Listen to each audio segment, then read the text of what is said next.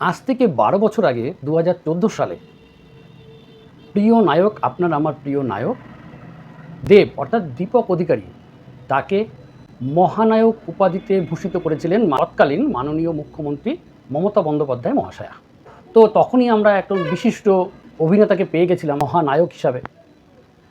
আর ২০২৬-এ সেই মহানায়ককে ছাপিয়ে গেছেন তিনি হলেন অন্য কেউ নয়, আপনার আমার সকলের প্রিয় রঙিন নেতা অভিনেতা মদন মিত্র মহাশয়।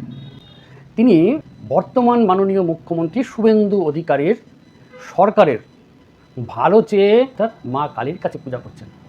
এরা নেতা না অভিনেতা আমি জানি না, তবে উত্তম কুমারের পরে যিনি মহানায়ক উপাধিতে ভূষিত হয়েছিলেন সেই দেবকে সত্যিকারের ছাপিয়ে গিয়ে যিনি মহানায়ক উপাধির যথেষ্ট প্রকৃত দাবিদার মদন মিত্রকে আমরা দেখতে পেলাম মায়ের কাছে পুজো দিতে, অর্থাৎ মা কালীর কাছে পুজো দিতে।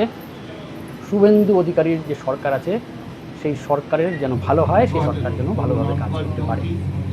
রহং ব্রহ্ম বিষ্ণু জ্যোতি রহং শিব শিবজ্যোতি রহং রহং শিব। বাংলার শেষ প্রান্তে আমরা দাঁড়িয়ে মায়ের কাছে প্রার্থনা করছি, মা সবাইকে ভালো রাখো, সবাইকে সুস্থ রাখো।